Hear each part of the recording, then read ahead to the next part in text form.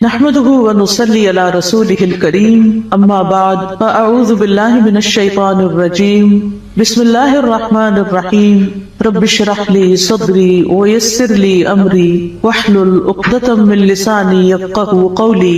قرآن مجید کا آغاز سورۃ الفاتحہ سے ہوتا ہے جو قرآن مجید کی سب سے افضل سورت ہے۔ نبی صلی اللہ علیہ وسلم کسی سفر میں تھے تو ایک آدمی آپ کے پاس اترا۔ وہ کہتا ہے کہ نبی صلی اللہ علیہ وسلم نے اس کی طرف متوجہ ہو کر فرمایا، کیا میں تمہیں قرآن کے افضل حصے کے بارے میں نہ بتاؤں؟ پھر آپ صلی اللہ علیہ وسلم نے اس پر الحمدللہ رب العالمین کی تلاوت کی۔ سورۃ الفاتحہ ایک بے مثال سورت ہے۔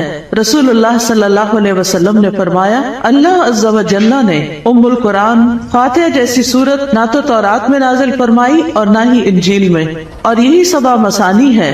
اور اللہ تعالیٰ فرماتے ہیں کہ یہی سورت میرے اور میرے بندے کے درمیان تقسیم شدہ ہے، اور میرے بندے کو وہی ملے گا جو وہ مانگے گا۔ اعوذ باللہ من الشیطان الرجیم بسم اللہ الرحمن الرحیم۔ اللہ کے نام سے ابتدا جو بہت مہربان نہایت رحم فرمانے والا ہے۔ قرآن مجید کی جب ابتدا کی جاتی ہے، آغاز کیا جاتا ہے، تو سب سے پہلے تعوذ پڑھا جاتا ہے کہ میں اپنے آپ کو اللہ کی پناہ میں دیتی ہوں شیطان مردود سے بچنے کے لیے۔ شیطان مردود کبھی بھی نہیں چاہتا کہ انسان سیدھے راستے کی طرف چلے، اور قرآن کا راستہ ہی سیدھا راستہ ہے۔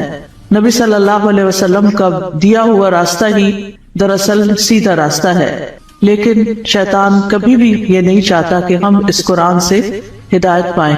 اسی طرح جب ہم اعوذ باللہ پڑھتے ہیں تو اس کا ایک صیغہ اعوذ بکلمات اللہ بھی ہے، یعنی ایک تو ہے اعوذ باللہ اور ایک ہے اعوذ بکلمات اللہ، کہ میں اللہ تعالیٰ کے سارے کلمات کے ساتھ اللہ کی پناہ میں اپنے آپ کو دیتی ہوں۔ کیونکہ آپ دیکھیے کہ اللہ سبحانہ وتعالیٰ کی جو مختلف مخلوقات ہیں ان میں سے یعنی شیاطین تو بری مخلوق ہیں، لیکن اس کے ساتھ ساتھ فرشتے جو ہیں وہ اچھی مخلوق ہیں۔ تو انسان کو ایک طرف جہاں شیطان بہکاتا ہے تو وہاں دوسری طرف فرشتہ اس کے دل میں اچھا خیال بھی ڈالتا ہے، اور فرشتے جو ہیں وہ ہمارا دفاع بھی کرتے ہیں۔ تو اس لیے اللہ سبحانہ وتعالیٰ کی مدد کے ساتھ قرآن کا آغاز کرنا چاہیے۔ بسم اللہ الرحمن الرحیم سے اللہ کا نام لے کر جو کہ بہت مہربان نہایت رحم فرمانے والا ہے۔ الحمدللہ رب العالمین الرحمن الرحیم مالک یوم الدین ایاک نعبد و ایاک نستعین۔ سب تعریف اللہ تعالیٰ کے لیے ہے جو تمام جہانوں کا رب ہے، نہایت مہربان ہے، بار بار رحم فرمانے والا ہے، بدلے کے دن کا مالک ہے۔ ہم صرف تیری ہی عبادت کرتے ہیں اور صرف تجھ ہی سے مدد چاہتے ہیں۔ سورۃ الفاتحہ کی اہمیت کی ایک وجہ یہ بھی ہے کہ یہ سب سے زیادہ نفع مند دعا پر مشتمل ہے۔ ابن تیمیہ کہتے ہیں کہ جب میں نے غور کیا کہ سب سے نفع مند دعا کون سی ہے تو بس وہ اللہ کی رضا کے کاموں پر مدد مانگنے کی دعا ہے کہ اللہ اپنی پسند کے کاموں پر ہماری مدد فرما۔ پھر میں نے سورۃ فاتحہ کی اس آیت ایاک نعبد و ایاک نستعین میں اس دعا کو پا لیا، اور اس میں دراصل انسان اللہ کی عبادت کی بات کرتا ہے کہ اللہ میں تیرا بندہ ہوں، تیری عبادت کرتا ہوں، تیری عبادت کرنا چاہ رہا ہوں۔ اور جیسا کہ آئندہ رمضان آ رہا ہے تو اس میں ہم عام دنوں سے زیادہ انشاءاللہ اللہ تعالیٰ کی عبادت کریں گے۔ تو یہ عبادت جو ہے یہ اللہ سبحانہ تعالیٰ کی محبت کا نام ہے، یعنی عبادت کے 3 ارکان ہوتے ہیں جن میں سب سے پہلا رکن جو ہے کمال درجے کی محبت ہونا۔ والذین آمنوا اشد حبا للہ، وہ لوگ جو ایمان لائے اللہ کی محبت میں سب سے زیادہ شدید ہوتے ہیں۔ دوسری بات یہ ہے کہ کامل درجے کی امید ہونا، وَيَرْجُونَ رَحْمَتَهُ، کہ وہ اس کی رحمت کی امید رکھتے ہیں۔ اور تیسرے اللہ تعالیٰ کا کامل خوف ہونا، یعنی یہ 3 چیزیں انسان کے اندر ہوں تو انسان عبادت گزار ہوتا ہے۔ اللہ کی محبت، اللہ کا خوف اور اللہ سے امید بھی۔ اور اللہ تعالیٰ کے علاوہ کسی اور کی عبادت کرنا جائز نہیں، اور عبادت اللہ کا حق ہے۔ اور ایاک نستعین کا مطلب ہے کہ ہم تجھ سے مدد چاہتے ہیں۔ تو جب نبی صلی اللہ علیہ وسلم نے فرمایا کہ جب تم مانگو تو اللہ سے مانگو، اور جب تم مدد چاہو تو اللہ سے مدد چاہو، کیونکہ دراصل اللہ ہی ہر چیز پر قادر ہے اور وہی انسان کو مدد دے سکتا ہے۔ جہاں تک اللہ عز و جل کی مخلوق کے علاوہ صرف اللہ سے مدد طلب کرنا ہے تو یہ اس لیے کیونکہ بندہ اکیلا اپنے فائدوں کے حصول اور اپنے نقصانوں کو ہٹانے سے عاجز ہے. یعنی اگر میں چاہوں کہ میں اکیلی ہی اپنے فائدے حاصل کر لوں یا جو بھی کوئی نقصان دہ چیز ہے یا تکلیف دہ چیز ہے اس سے چھٹکارا پا لوں تو یہ میرے بس کی بات نہیں ہے. کیونکہ انسان کی دین کی مصلحتیں ہوں یا دنیا کی فائدے کی چیزیں ہوں، اللہ کے سوا اس کی مدد کوئی بھی نہیں کر سکتا. اور جس کی مدد اللہ کرے اسی کو مدد حاصل ہوتی ہے، اور جس کو اللہ چھوڑ دے اس کی پھر کوئی مدد کرنے والا نہیں ہوتا، وہ بے یار و مددگار ہو جاتا ہے.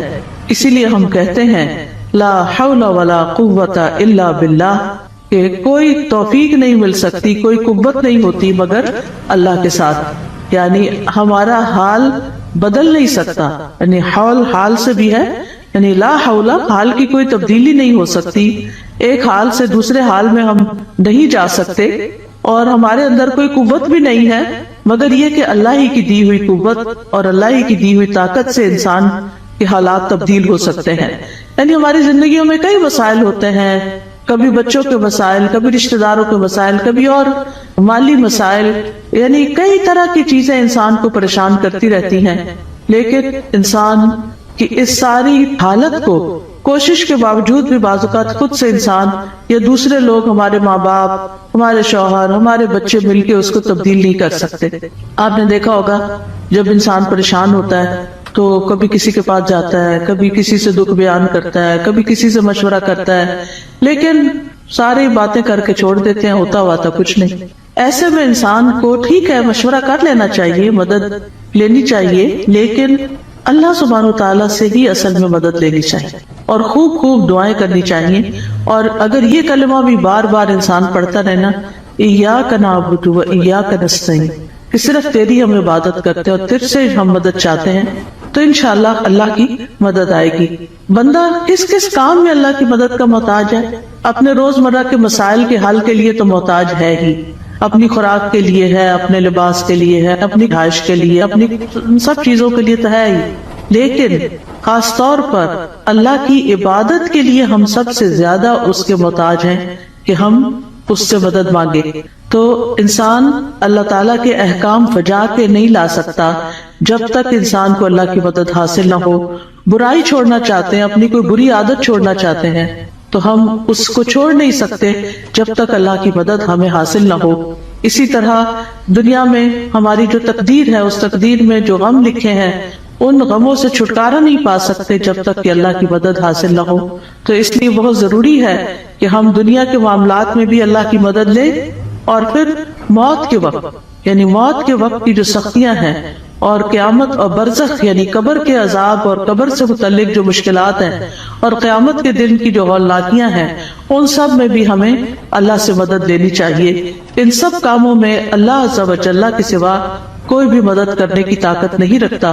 تو جو شخص اللہ کی مدد طلب کرنے کا حق ادا کرتا ہے تو اللہ تعالیٰ ان کاموں میں اس کی مدد بھی کرتا ہے. اہدنا الصراط المستقیم، تو ہمیں سیدھا راستہ دکھا، کیونکہ ہدایت سب سے بڑی ضرورت ہے جو انسان مانگتا ہے اللہ تعالیٰ سے. یعنی مانگنے کی چیزیں تو بہت ہے، لیکن سب سے اہم ترین چیز جو ہے وہ ہدایت ہے کہ اللہ تعالیٰ ہمیں ہدایت عطا فرمائے. کیونکہ ہدایت جس کو مل گئی تو وہ متقین میں سے ہو جائے گا، اور جس کے اندر تقویٰ آ گیا اس کو مزید ہدایت بھی ملے گی. اور جو متقین میں سے ہو جائے گا تو من یتق اللہ یجعل لہ مخرجا ویرزقہ من حیث لا یحتسب، جو اللہ سے ڈرے گا وہ اس کے لیے نکلنے کا کوئی راستہ بنا دے گا اور اسے وہاں سے رزق دے گا جہاں سے وہ گمان بھی نہیں کرتا ہوگا، یعنی جہاں سے وہ سوچ بھی نہیں سکتا. تو اس لیے انسان کو ہدایت کی ضرورت ہے اور ہدایت اللہ سے مانگتے ہی رہنا چاہیے. آپ دیکھیے کہ حیرانی کی بات ہے کہ دن میں 5 نمازوں کی ہر رکعت میں ہم سورۃ فاتحہ پڑھتے ہیں. سورۃ فاتحہ کے اندر ہم اللہ سے ہدایت ہی مانگتے رہتے ہیں کہ اللہ تو ہمیں ہدایت دے دے، ہمیں ہدایت دے دے. یعنی انسان کو مل بھی جائے تو بھٹکنا بڑا آسان ہوتا ہے، دل کا ٹیڑھا ہونا بڑا آسان ہوتا ہے. تو اس لیے بہت ضروری ہے کہ ہم سب دل لگا کے یہ دعا کرتے رہیں. نبی صلی اللہ علیہ وسلم ایک اور دعا بھی کرتے تھے، اللہم انی اسألک الہدی والتقی والعفاف والغنی، کہ اے اللہ میں تجھ سے ہدایت، تقوی اور پاک دامنی اور دل کا غنا مانگتا ہوں. اسی طرح ایک اور دعا ہے، اللہم اہدنی وسددنی، اے اللہ تو مجھے ہدایت عطا فرما اور سیدھا رکھ. یعنی درست رکھ کہ ادھر ادھر نہ ہو جاؤ. اسی طرح نبی صلی اللہ علیہ وسلم تہجد کے وقت اللہ تعالیٰ سے سیدھے رستے کی ہدایت کی دعا مانگتے تھے اور اپنی تہجد کی نماز شروع ہی اس دعا سے کرتے تھے. اللہم رب جبریل و میکائیل و اسرافیل فاطر السماوات والارض عالم الغیب والشہادت انت تحکم بین عبادک فیما کانوا فیہ یختلفون اللہم اہدنی لما اختلف فیہ من الحق انک تہدی من تشاء الی صراط مستقیم. اے اللہ، جبریل، میکائیل اور اسرافیل کے رب، آسمانوں اور زمین کے پیدا کرنے والے، ہر غیب اور حاضر کو جاننے والے، تو اپنے بندوں میں ان چیزوں کا فیصلہ کرے گا جن میں وہ اختلاف کرتے ہیں. اے اللہ، مجھے اس حق کی طرف رہنمائی دے جس میں اختلاف کیا گیا ہے. یقیناً تو جس کو چاہتا ہے سیدھے رستے پہ چلاتا ہے. یعنی جن چیزوں میں لوگ اختلاف کر رہے ہیں کہ یہ سیدھا رستہ ہے کہ نہیں، تو اللہ مجھے اس میں سیدھا رستہ دکھا دے. اب دیکھیں، ایک تو ہوتا ہے کہ ہم دین کی طرف نہ آئیں، لیکن ہم جب دین کی طرف آ بھی جاتے ہیں نا، تو اس میں بھی لوگ کوئی کہتا ہے یہ کرو، کوئی کہتا ہے وہ کرو، تو انسان پر کنفیوز ہوتا ہے کہ میں کیا کروں اور کیا نہ کروں. تو ایسے میں جہاں بھی اختلاف ہو، بہتر یہی ہے کہ انسان اللہ سے اس میں صحیح رہنمائی کی دعا مانگے. انہیں دو لوگوں کے بیچ میں کوئی مس انڈرسٹینڈنگ، کوئی اختلاف ہو جاتا ہے، ہر انسان کیا سمجھتا ہے میں ٹھیک ہوں، اور وہ اپنا نقطہ نظر جو ہے یا اپنا پوائنٹ آف ویو جو ہے وہ بہت شدت کے ساتھ بیان کرتا ہے. لیکن اصل بات یہ ہے کہ انسان اللہ سبحانہ تعالیٰ سے جب مدد مانگتا ہے کہ اللہ اس اختلاف میں مجھے ہدایت دے، تو ہی سیدھے رستے پر ہوتا ہے. پھر اسی طرح یہ ہے کہ بچوں کو بھی صحیح فیصلے کرنے کے لیے ہدایت کی دعا دینی چاہیے. عبد الحمید بن سلمہ کہتے ہیں کہ ان کے والدین ان کے متعلق اپنا مقدمہ لے کر نبی صلی اللہ علیہ وسلم کی خدمت میں حاضر ہوئے. میرے والدین میں سے ایک مسلمان تھا، دوسرا نہیں تھا، کافر تھا. نبی صلی اللہ علیہ وسلم نے بچے کو اختیار دیا تو وہ ان دونوں میں سے جو کافر تھا اس کی طرف متوجہ ہو گیا. تو آپ کو فکر لگی کہ یہ اگر کافر لے جائے گا تو بچے کو کافر بنا دے گا.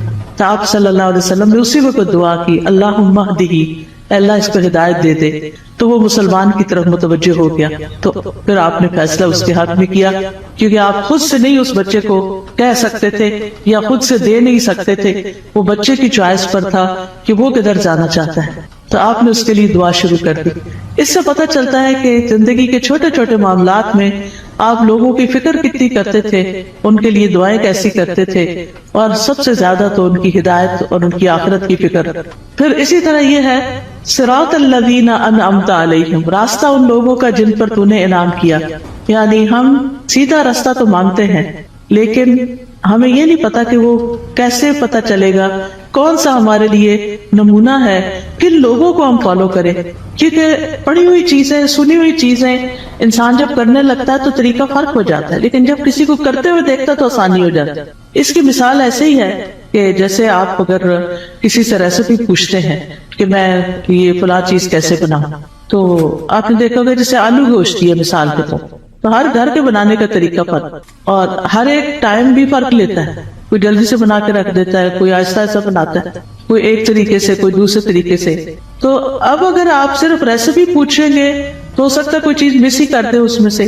تو جب آپ کسی کو بناتے ہوئے دیکھیں گے، صرف ایک دفعہ دیکھنے کی ضرورت ہے، تو آپ کو بہت آسان ہو جائے گا وہ کام کرنا. کوئی بھی چیز ہو جب آپ کسی کو کرتے ہوئے دیکھتے ہیں تو وہ آسان ہو جاتی ہے. زبانی ایکسپلین کر کر کے انسان کہیں نہ کہیں غلطی کر جاتا ہے، کچھ نہ کچھ مس کر جاتا ہے. اور آج صراط المستقیم پہ بات ہونی تھی، تو اللہ نے ہمیں وہ گما کے آئے ہیں کہ پتہ چلے کہ اگر ایک ٹرن بھی زندگی میں الٹا لیتے ہیں، کہیں غلط فیصلہ کرتے ہیں، تو کہیں سے کہیں پہنچ جاتے ہیں، بالکل ہی یعنی قریب آنے کی بجائے اور دور نکل جاتے ہیں. صرف ایک ٹرن اگر غلط لے لیں آپ. تو اسی طرح زندگی میں ہم صحیح جا رہے ہوتے ہیں، کہیں کوئی بیچ میں آ کے ہمیں کوئی غلط بات بتا دیتا ہے، ہم اس کے پیچھے لگ جاتے ہیں، اصل راستے کو چھوڑ کے چل بھائی وہ کہیں سے کہیں پہنچ گئے. تو وہ اللہ سے تو دور کر دیتا ہے نا انسان کو. تو اس لیے ہمیں یہ کہا گیا ہے کہ ان لوگوں کا راستہ مانگو جو ہدایت پر تھے. اور وہ کون تھے؟ انبیاء تھے، صدیقین تھے، شہداء تھے، صالحین تھے، نیک لوگ تھے، صحابہ کرام تھے، تابعین تھے، تبع تابعین تھے، جن کو آپ صلی اللہ علیہ وسلم نے خیر القرون میں سے قرار دیا. تو کتنا ضروری ہے کہ ہم ان لوگوں کی زندگیوں کے بارے میں پڑھیں، وہ کیا کرتے تھے. ہم آج کے لوگوں کو رول ماڈل بنا لیتے ہیں، وہ بیچارے تو خود بعض اوقات نہیں سمجھتے کہ انہیں کیا کرنا چاہیے. تو اصل رول ماڈل جو ہیں ہمارے وہ صحابہ کرام ہیں، صحابیات ہیں، کہ انہوں نے نمازیں کیسے پڑھی، ان کے روزے تہجد کیسے تھے، ان کا صدقہ خیرات کیسا تھا، ان کے لوگوں سے معاملات کیسے تھے، ان کی خوشی اور ناراضگی کیسی تھی. تو اگر ہم ان چیزوں کے بارے میں پڑھتے رہیں گے، جانتے رہیں گے، تو آپ دیکھیں گے کہ بہت سی چیزیں درست ہو جائیں گی. یعنی اپنی غلطیاں بھی نظر آئیں گی اور جو اچھے کام ہیں وہ بھی، اور ان کی زندگی کے واقعات اور حالات بہت موٹیویشنل بھی ہوتے ہیں. یعنی اگر آپ صحابہ کی کہانیاں پڑھیں تو انسان روئے بغیر رہ نہیں سکتا. مجھے یاد ہے جب میں نے ہائی اسکول ختم ہی کیا تھا تو چھٹیاں تھی کافی ساری، تو اس میں میں نے بکس پڑھنی شروع کر دی، اور سب سے زیادہ مجھے جن بکس نے انسپائر کیا وہ اسی طرح کی لائف سٹوریز تھیں.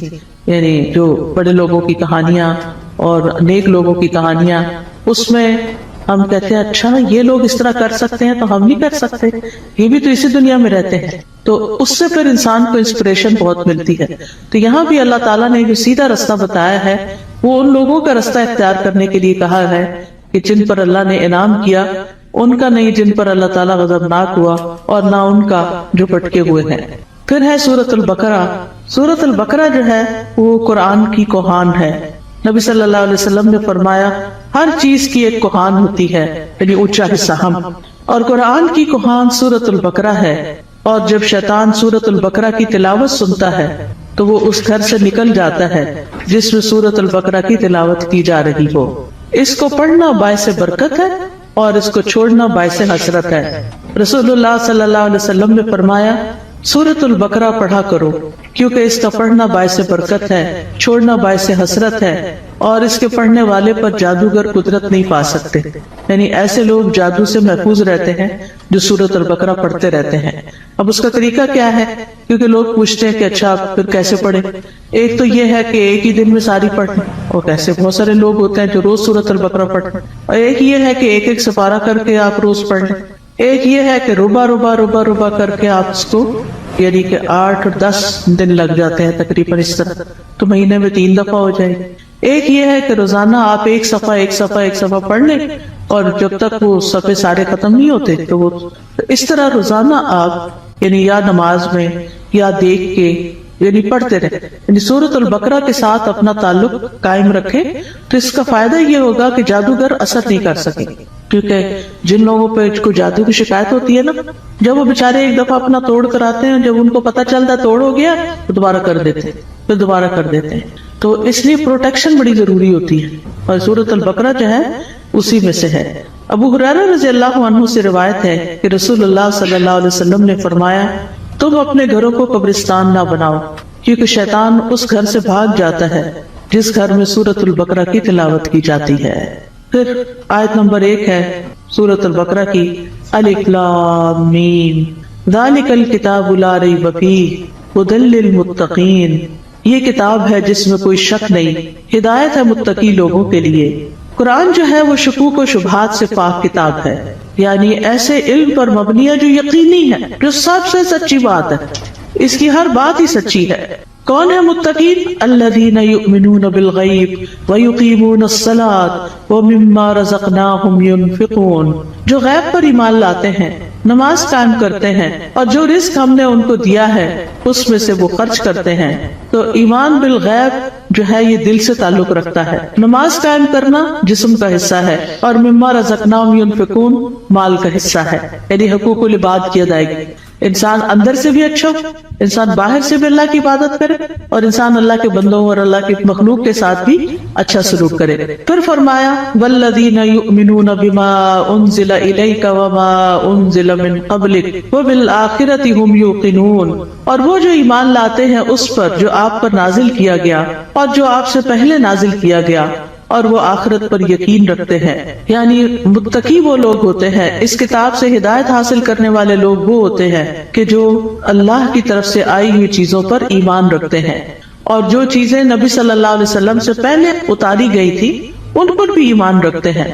اور وہ آخرت پر پکا یقین رکھتے ہیں۔ تو نبی صلی اللہ علیہ وسلم پر نازل شدہ وحی جو ہے اس پر ایمان لانا ضروری ہے۔ قرآن مجید میں آتا ہے وَأَنزَلَ اللَّهُ عَلَيْكَ الْكِتَابَ وَالْحِكْمَةَ وَعَلَّمَكَ مَا لَمْ تَكُنْ تَعْلَمُ وَكَانَ فَضْلُ اللَّهِ عَلَيْكَ عَظِيمًا۔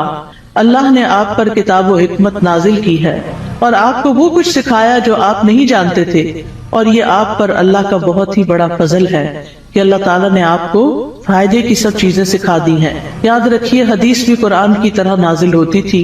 وَمَا يَنطِقُ عَنِ الْهَوَىٰ إِنْ هُوَ إِلَّا وَحْيٌ يُوحَىٰ، وہ اپنی خواہش نفس سے کچھ نہیں کہتے، وہ تو صرف وحی ہے جو نازل کی جاتی ہے۔ حسان بن عطیہ کہتے ہیں کہ جبریل علیہ السلام نبی صلی اللہ علیہ وسلم کے پاس سنت لے کر اترتے تھے۔ جس طرح آپ کو قرآن سکھاتے اسی طرح سنت کی تعلیم دیتے تھے۔ قرآن جو تھا وہ لکھا جاتا تھا، یعنی قرآن جو تھا وہ آپ سنتے تھے اور پھر صحابہ کو لکھوا دیتے تھے، جبکہ سنت جو ہے وہ چونکہ زیادہ تر پریکٹس کی چیز ہے، عمل کی چیز ہے، تو وہ آپ اس چیز پر عمل کر لیتے تھے۔ نبی صلی اللہ علیہ وسلم نے ہمیں بھی تلقین کی ہے کہ ہم اس قرآن و سنت کو مضبوطی سے پکڑے رکھیں۔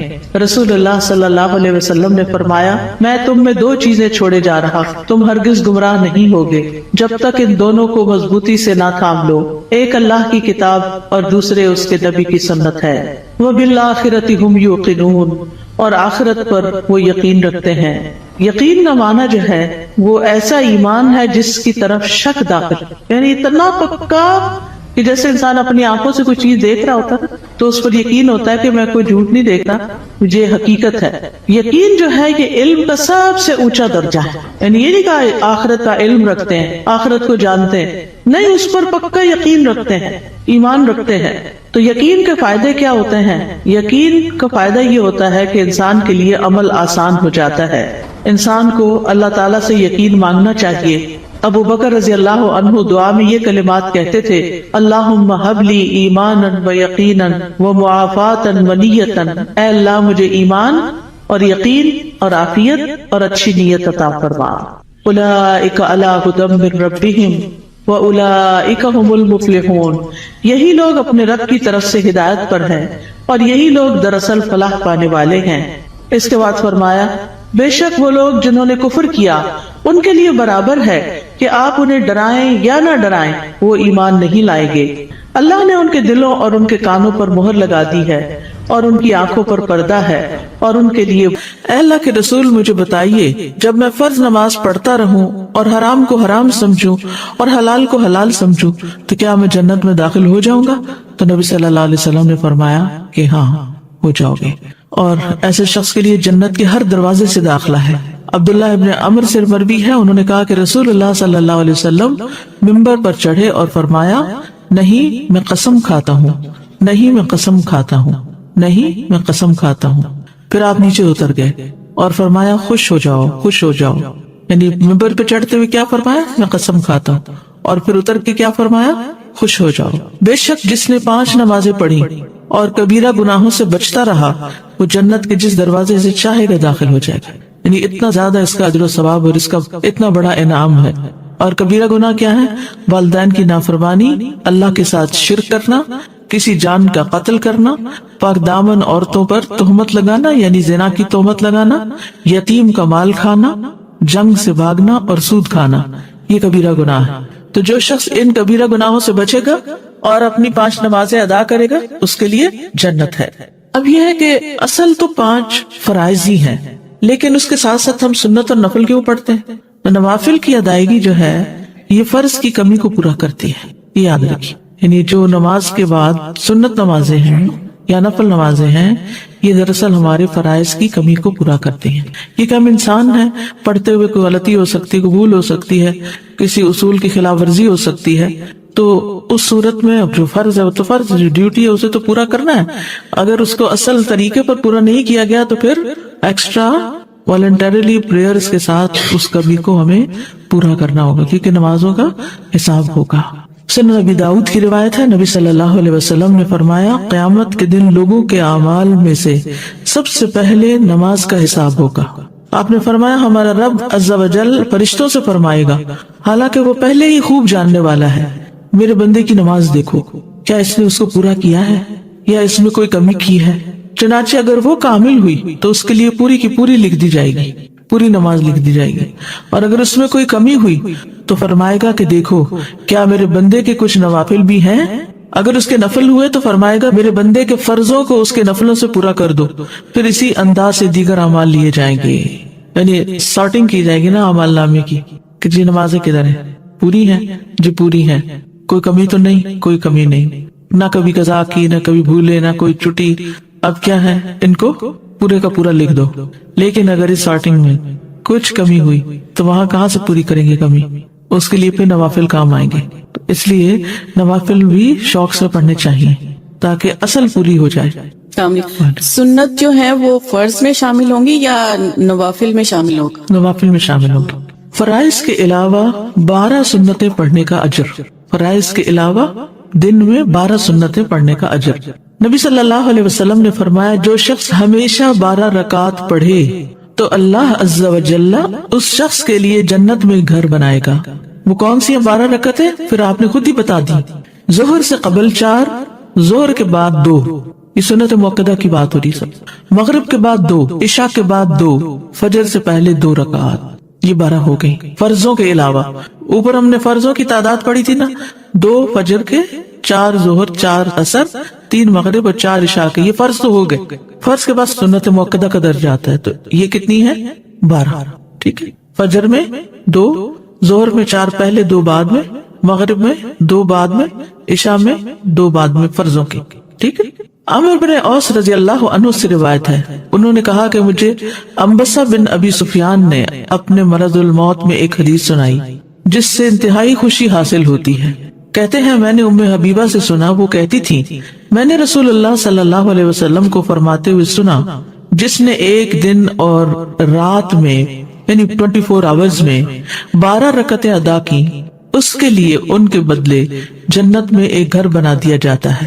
ام حبیبہ رضی اللہ عنہا نے کہا جب سے میں نے ان کے بارے میں رسول اللہ صلی اللہ علیہ وسلم سے سنا میں نے انہیں کبھی نہیں چھوڑا، کبھی نہیں چھوڑا. ٹھیک ہے. جب سے میں نے ان کے بارے میں ام حبیبہ سے سنا میں نے انہیں کبھی ترک نہیں کیا. اب ہم نے بھی ترک نہیں کری، پوری کوشش کرنی. اچھا اس میں ایک گنجائش بھی آگے آپ دیکھیں گے کہ اگر کسی وجہ سے جیسے ظہر میں جلدی ہے، آپ نے فرض پڑھ لیے الوداع کے اندر ہی اور سنت سوچتے ہیں گھر جا کے پڑھیں گے، جب تک گھر پہنچے عصر کا وقت بھی قریب ہو گیا، تو آپ چاہے عصر کا وقت داخل ہو رہا ہے اندر باہر ہے تب بھی پڑھ سکتے ہیں. ایون اگر عصر کی نماز بھی پڑھ لی ہے پھر اس کے بعد بھی پڑھ سکتے ہیں. اتنی گنجائش ہے ان میں. ٹھیک ہے. لیکن پڑھنے کا اہتمام کرنا چاہیے. سنتیں گھر میں پڑھنا پسندیدہ ہے مردوں کے لیے بھی، تو آپ کے لیے بھی اگر آپ یہاں پر پڑھ لیتے ہیں کہ دیر نہ ہو جائے تو جا کے گھر میں اپنی سنتیں ادا کیجیے. ابن عمر رضی اللہ عنہما سے روایت ہے، انہوں نے کہا کہ رسول اللہ صلی اللہ علیہ وسلم نے فرمایا اپنے گھروں میں اپنی کچھ نماز پڑھ لیا کرو اور انہیں قبرستان نہ بناؤ. پھر اسی طرح یہ ہے کہ والدین کو اف تک کہنے کی اجازت نہیں. بعض اوقات انسان کا اپنے والدین کے ساتھ ڈس ایگریمنٹ ہو جاتا ہے، کسی بات پر اختلاف ہو سکتا ہے، وہ دین کا معاملہ ہو سکتا ہے، وہ دنیا کا معاملہ ہو سکتا ہے، وہ سوچ کا فرق ہو سکتا ہے، وہ جنریشن گیپ ہو سکتا ہے، وہ کوئی بھی چیز ہو سکتی، لیکن اس میں اولاد کو یہ حق نہیں دیا گیا کہ وہ والدین کے ساتھ بدتمیزی کرے. ہمارے دین نے ہمیں یہ سکھایا ہے کہ وَلَا تَقُلْ لَهُمَا أُفٍّ وَلَا تَنْهَرْهُمَا، کہ تم ان کو اف تک نہ کہو اور ان سے ڈانٹ کر بات نہ کرو. وَقُلْ لَهُمَا قَوْلًا كَرِيمًا، اور ان کے ساتھ جب بات کرو تو بہت عزت کے ساتھ کرو، احترام کے ساتھ کرو. پھر اسی طرح ان کے ساتھ سختی سے بات نہ کی جائے، ان کا نافرمان نہ بنا جائے. جیسے اللہ سبحانہ وتعالیٰ نے یحییٰ علیہ السلام کو یہ حکم دیا تھا، یا یحییٰ خذ الکتاب بقوہ وآتیناہ الحکم صبیا وحنانا من لدنا وزکاة وکان تقیا وبرا بوالدیہ ولم یکن جبارا عصیا. اللہ تعالیٰ نے یحییٰ علیہ السلام کو بچپن میں ہی حکم دیا کہ اے یحییٰ کتاب کو یعنی تورات کو مضبوطی سے پکڑ لو، اس پر مضبوطی سے عمل پیرا ہو جاؤ. اور ہم نے اسے بچپن میں ہی قوت فیصلہ عطا کی، اور ہم نے اسے اپنی مہربانی سے نرم دل اور پاک سیرت بنایا، اور وہ فی الواقع پرہیزگار تھے اور اپنے والدین سے ہمیشہ اچھا سلوک کرتے تھے. یہ قرآن مجید کی گواہی. اور کسی وقت بھی جابر اور نافرمان نہ ہوئے، یعنی انہوں نے کبھی بھی اپنے والدین کے ساتھ بدتمیزی نہیں کی، سختی نہیں کی، بد اخلاقی نہیں کی. پھر اسی طرح والدین کی نافرمانی کو حرام بھی قرار دیا گیا. حدیث میں آتا ہے کہ ان اللہ حرم علیکم عقوق الامہات، اللہ نے تم پر ماؤں کی نافرمانی کو حرام قرار دیا ہے. پھر اسی طرح ایک اور حدیث میں آتا ہے کہ اللہ تعالیٰ کی رضامندی باپ کی رضامندی میں ہے اور اللہ کی ناراضگی باپ کی ناراضگی میں ہے. اس لیے والد کا حق ادا کرنا بھی ماں کے ساتھ ساتھ بہت ضروری ہے، اور والدین کا حق ادا نہ کرنا کبیرہ گناہوں میں شمار ہوتا ہے. اور کبیرہ گناہ وہ ہیں کہ جن پر اگر انسان توبہ کیے بغیر مر گیا تو قیامت کے دن سخت پکڑ ہوگی. اور اسی طرح والدین کو رلانا بھی کبیرہ گناہ ہے، ان کو گالی دینا کبیرہ گناہ ہے. پھر اسی طرح والدین تو وہ ہستی ہیں کہ جن کے لیے دعاؤں کے ساتھ ساتھ ان کی طرف سے صدقہ خیرات کرنا بھی خصوصاً ان کے زندگی کے بعد بہت فائدہ مند ہے. انسان کو اگر زندگی میں کچھ مشکل پیش آئے، اپنے بچوں کی طرف سے کوئی پریشانی ہو، یا اپنی صحت کی طرف سے، یا کاروبار اور روزگار میں اگر کوئی پریشانی ہو، تو اس وقت انسان کو اپنے والدین کے ساتھ حسن سلوک کرنا چاہیے. یہ ان نیکیوں میں سے ہے جس کی وجہ سے انسان کی مشکل بہت جلد حل ہو جاتی ہے. اور خصوصاً صدقہ دیتے وقت والدین کی طرف سے، یعنی ان کو ثواب پہنچانے کی نیت سے صدقہ کیا جائے. اس سلسلے میں ہم دیکھتے ہیں ایک آدمی نے نبی صلی اللہ علیہ وسلم سے عرض کیا، میرے والد فوت ہو گئے ہیں اور انہوں نے مال چھوڑا ہے لیکن وصیت نہیں کی، تو کیا میں ان کی طرف سے صدقہ کروں تو ان کے گناہ معاف کر دیے جائیں گے؟ آپ نے فرمایا ہاں. اسی طرح حضرت عائشہ سے روایت ہے کہ ایک آدمی نبی صلی اللہ علیہ وسلم کے پاس آیا اور عرض کی کہ یا رسول اللہ، میری والدہ بغیر وصیت کے فوت ہو گئی ہیں اور میرا گمان ہے کہ اگر وہ بات کرتی تو صدقہ کرتی، اگر میں ان کی طرف سے صدقہ کروں تو کیا ان کو اجر ملے گا؟ آپ نے فرمایا کہ ہاں. پھر اسی طرح والدین کے اگر روزے رہتے ہوں تو ان کے قضا روزے ادا کیے جا سکتے ہیں. اگر وہ حج نہ کر پائے ہوں تو ان کی طرف سے حج بدل کیا جا سکتا ہے، یہ ان کے لیے ایک بہت بڑا احسان ہوگا. پھر اسی طرح ان کی نظر پوری کی جا سکتی ہے کہ اگر انہوں نے زندگی میں کسی سے کوئی وعدہ کیا ہو اور وہ اسے پورا نہ کر سکے ہوں، اللہ تعالیٰ کے لیے کوئی نظر مانی ہو اور اسے پورا نہ کر سکے ہوں، تو اس کو ادا کر دیا جائے. تو خلاصہ یہ ہے کہ انسان اپنے والدین کے ساتھ جو احسان کر سکتا ہے، اس میں جب وہ زندہ ہوں تو ان کا دل خوش کرے، ان کی خدمت کرے، ان پر اپنا مال خرچ کرے، ان کی اطاعت اور فرما برداری کرے، خواہ وہ اللہ کے فرما بردار ہوں یا نہ ہوں، ان کے ساتھ حسن سلوک کرتا رہے. جب وہ فوت ہو جائے تو ان کی طرف سے صدقہ خیرات کرے، والدین کے دوستوں کے ساتھ حسن سلوک کرے، اور اس کے ساتھ ساتھ ان کے لیے خوب خوب دعائیں کرے. اور خصوصاً یہ مختصر سی دعا جو اللہ سبحانہ وتعالیٰ نے خود حکم دیا ہے کرنے کو، رب ارحمہما کما ربیانی صغیرا، اس دعا کی خوب خوب تکرار کرے اور ان کی بخشش کی بھی دعا کرے. اور آخر میں ہم سب دعا کرتے ہیں اپنے والدین کے لیے کہ اللہ تعالیٰ ان پر اپنی رحمتیں فرمائے اور ان کو اپنا پسندیدہ بنا لے، اور اگر وہ دنیا سے جا چکے ہیں تو انہیں جنت میں اعلیٰ مقامات عطا فرمائے. وآخر دعوانا ان الحمد للہ رب العالمین. نحمده ونصلي على رسوله الكريم، اما بعد فاعوذ باللہ من الشیطان الرجیم. بسم اللہ الرحمن الرحیم. رب اشرح لي صدری ويسر لي امری واحلل عقدۃ من لسانی یفقهوا قولی. قرآن مجید کا آغاز سورۃ الفاتحہ سے ہوتا ہے جو قرآن مجید کی سب سے افضل سورت ہے. نبی صلی اللہ علیہ وسلم کسی سفر میں تھے تو ایک آدمی آپ کے پاس اترا. وہ کہتا ہے کہ نبی صلی اللہ علیہ وسلم نے اس کی طرف متوجہ ہو کر فرمایا، کیا میں تمہیں قرآن کے افضل حصے کے بارے میں نہ بتاؤں؟ پھر آپ صلی اللہ علیہ وسلم نے اس پر الحمدللہ رب العالمین کی تلاوت کی. سورۃ الفاتحہ ایک بے مثال سورت ہے. رسول اللہ صلی اللہ علیہ وسلم نے فرمایا، اللہ عز و جل نے ام القرآن فاتحہ جیسی سورت نہ تو تورات میں نازل فرمائی اور نہ ہی انجیل میں، اور یہی سبا مثانی ہے.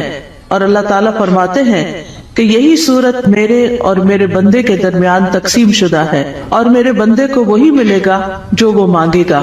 اعوذ باللہ من الشیطان الرجیم. بسم اللہ الرحمن الرحیم.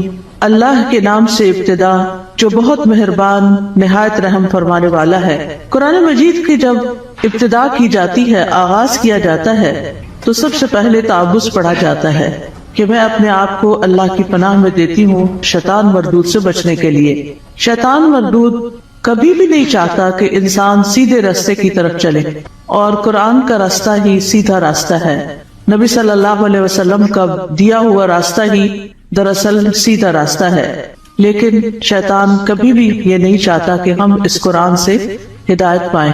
اسی طرح جب ہم اعوذ باللہ پڑھتے ہیں تو اس کا ایک صیغہ اعوذ بکلمات اللہ بھی ہے، یعنی ایک تو ہے اعوذ باللہ اور ایک ہے اعوذ بکلمات اللہ، کہ میں اللہ تعالیٰ کے سارے کلمات کے ساتھ اللہ کی پناہ میں اپنے آپ کو دیتی ہوں۔ کیونکہ آپ دیکھیے کہ اللہ سبحانہ وتعالیٰ کی جو مختلف مخلوقات ہیں ان میں سے یعنی شیاطین تو بری مخلوق ہیں، لیکن اس کے ساتھ ساتھ فرشتے جو ہیں وہ اچھی مخلوق ہیں۔ تو انسان کو ایک طرف جہاں شیطان بہکاتا ہے تو وہاں دوسری طرف فرشتہ اس کے دل میں اچھا خیال بھی ڈالتا ہے، اور فرشتے جو ہیں وہ ہمارا دفاع بھی کرتے ہیں۔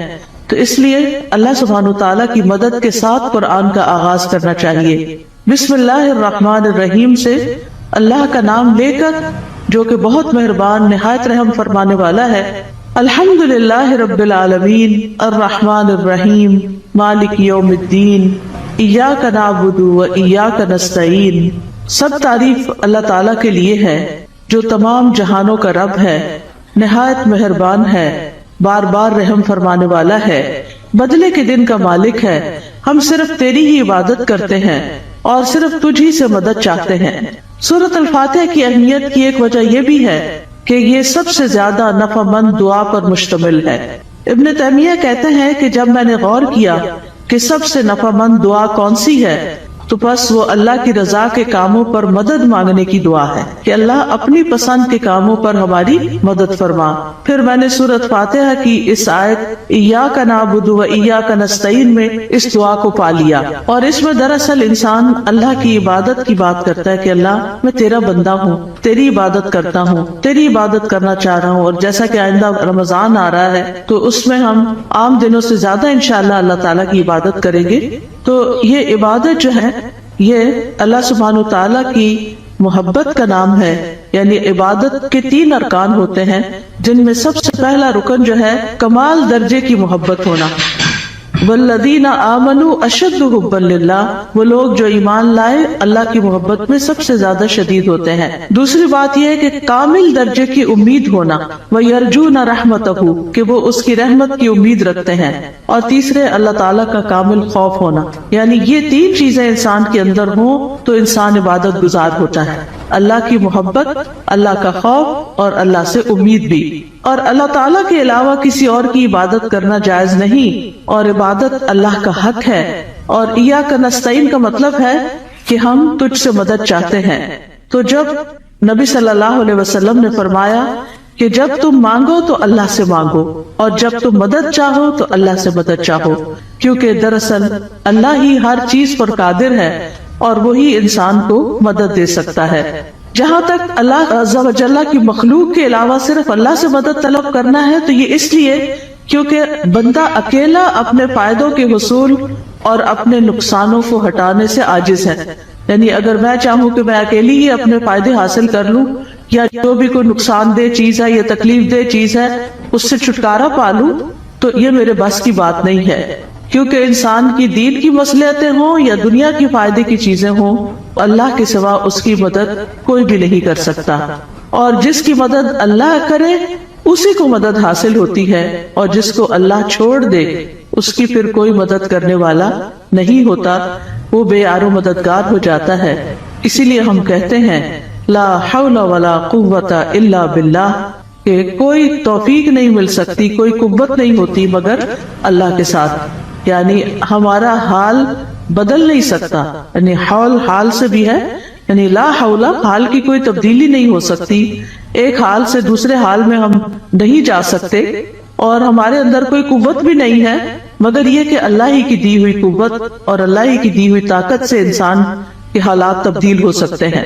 یعنی ہماری زندگیوں میں کئی مسائل ہوتے ہیں، کبھی بچوں کے مسائل، کبھی رشتہ داروں کے مسائل، کبھی اور مالی مسائل، یعنی کئی طرح کی چیزیں انسان کو پریشان کرتی رہتی ہیں، لیکن انسان کی اس ساری حالت کو کوشش کے باوجود بھی بعض اوقات خود سے انسان یا دوسرے لوگ، ہمارے ماں باپ، ہمارے شوہر، ہمارے بچے مل کے اس کو تبدیل نہیں کر سکتے۔ آپ نے دیکھا ہوگا جب انسان پریشان ہوتا ہے تو کبھی کسی کے پاس جاتا ہے، کبھی کسی سے دکھ بیان کرتا ہے، کبھی کسی سے مشورہ کرتا ہے، لیکن ساری باتیں کر کے چھوڑ دیتے ہیں، ہوتا ہوا تھا کچھ نہیں۔ ایسے میں انسان کو ٹھیک ہے مشورہ کر لینا چاہیے، مدد لینی چاہیے، لیکن اللہ سبحانہ وتعالیٰ سے ہی اصل میں مدد لینی چاہیے اور خوب خوب دعائیں کرنی چاہیے۔ اور اگر یہ کلمہ بھی بار بار انسان پڑھتا رہے نا، ایاک نعبد و ایاک نستعین، کہ صرف تیری ہم عبادت کرتے ہیں اور تجھ سے ہم مدد چاہتے ہیں، تو انشاءاللہ اللہ کی مدد آئے گی۔ بندہ کس کس کام میں اللہ کی مدد کا محتاج ہے؟ اپنے روزمرہ کے مسائل کے حل کے لیے تو محتاج ہے ہی، اپنی خوراک کے لیے ہے، اپنے لباس کے لیے ہے، اپنی رہائش کے لیے، اپنی سب چیزوں کے لیے تو ہے ہی، لیکن خاص طور پر اللہ کی عبادت کے لیے ہم سب سے زیادہ اس کے محتاج ہیں کہ ہم اس سے مدد مانگے۔ تو انسان اللہ تعالیٰ کے احکام بجا کے نہیں لا سکتا جب تک انسان کو اللہ کی مدد حاصل نہ ہو۔ برائی چھوڑنا چاہتے ہیں، اپنی کوئی بری عادت چھوڑنا چاہتے ہیں، تو ہم اس کو چھوڑ نہیں سکتے جب تک اللہ کی مدد ہمیں حاصل نہ ہو۔ اسی طرح دنیا میں ہماری جو تقدیر ہے، اس تقدیر میں جو غم لکھے ہیں، ان غموں سے چھٹکارا نہیں پا سکتے جب تک کہ اللہ کی مدد حاصل نہ ہو۔ تو اس لیے بہت ضروری ہے کہ ہم دنیا کے معاملات میں بھی اللہ کی مدد لیں، اور پھر موت کے وقت، یعنی موت کے وقت کی جو سختیاں ہیں، اور قیامت اور برزخ یعنی قبر کے عذاب اور قبر سے متعلق جو مشکلات ہیں، اور قیامت کے دن کی جو ہولناکیاں ہیں، ان سب میں بھی ہمیں اللہ سے مدد لینی چاہیے۔ ان سب کاموں میں اللہ عز و جل کے سوا کوئی بھی مدد کرنے کی طاقت نہیں رکھتا۔ تو جو شخص اللہ کی مدد طلب کرنے کا حق ادا کرتا ہے تو اللہ تعالیٰ ان کاموں میں اس کی مدد بھی کرتا ہے۔ اہدنا الصراط المستقیم، تو ہمیں سیدھا راستہ دکھا، کیونکہ ہدایت سب سے بڑی ضرورت ہے جو انسان مانگتا ہے اللہ تعالیٰ سے۔ یعنی مانگنے کی چیزیں تو بہت ہے، لیکن سب سے اہم ترین چیز جو ہے وہ ہدایت ہے، کہ اللہ تعالیٰ ہمیں ہدایت عطا فرمائے، کیونکہ ہدایت جس کو مل گئی تو وہ متقین میں سے ہو جائے گا، اور جس کے اندر تقویٰ آ گیا اس کو مزید ہدایت بھی ملے گی، اور جو متقین میں سے ہو جائے گا تو من یتق اللہ یجعل لہ مخرجا ویرزقہ من حیث لا یحتسب، جو اللہ سے ڈرے گا وہ اس کے لیے نکلنے کا کوئی راستہ بنا دے گا، اور اسے وہاں سے رزق دے گا جہاں سے وہ گمان بھی نہیں کرتا ہوگا، یعنی جہاں سے وہ سوچ بھی نہیں سکتا۔ تو اس لیے انسان کو ہدایت کی ضرورت ہے، اور ہدایت اللہ سے مانگتے ہی رہنا چاہیے۔ آپ دیکھیے کہ حیرانی کی بات ہے کہ دن میں 5 نمازوں کی ہر رکعت میں ہم سورۃ فاتحہ پڑھتے ہیں۔ سورۃ فاتحہ کے اندر ہم اللہ سے ہدایت ہی مانگتے رہتے ہیں کہ اللہ تو ہمیں ہدایت دیتے، ہمیں ہدایت دیتے۔ یعنی انسان کو مل بھی جائے تو بھٹکنا بڑا آسان ہوتا ہے، دل کا ٹیڑھا ہونا بڑا آسان ہوتا ہے۔ تو اس لیے بہت ضروری ہے کہ ہم سب دل لگا کے یہ دعا کرتے رہیں۔ نبی صلی اللہ علیہ وسلم ایک اور دعا بھی کرتے تھے، اللہم انی اسألک الہدی والتقی والعفاف والغنی، کہ اے اللہ میں تجھ سے ہدایت، تقوی اور پاک دامنی اور دل کا غنا مانگتا ہوں۔ اسی طرح ایک اور دعا ہے، اللہم اہدنی وسددنی، اے اللہ تو مجھے ہدایت عطا فرما اور سیدھا رکھ، یعنی درست رکھ کہ ادھر ادھر نہ ہو جاؤ۔ اسی طرح نبی صلی اللہ علیہ وسلم تہجد کے وقت اللہ تعالیٰ سے سیدھے رستے کی ہدایت کی دعا مانگتے تھے، اور اپنی تہجد کی نماز شروع ہی اس دعا سے کرتے تھے، اللہم رب جبریل و میکائیل و اسرافیل فاطر السماوات والارض عالم الغیب والشہادۃ انت تحکم بین عبادک فیما کانوا فیہ یختلفون، اللہم اہدنی لما اختلف فیہ من الحق انک تہدی من تشاء الی صراط مستقیم۔ اے اللہ، جبریل، میکائیل اور اسرافیل کے رب، آسمانوں اور زمین کے پیدا کرنے والے، ہر غیب اور حاضر کو جاننے والے، تو اپنے بندوں میں ان چیزوں کا فیصلہ کرے گا جن میں وہ اختلاف کرتے ہیں۔ اے اللہ، مجھے اس حق کی طرف رہنمائی دے جس میں اختلاف کیا گیا ہے۔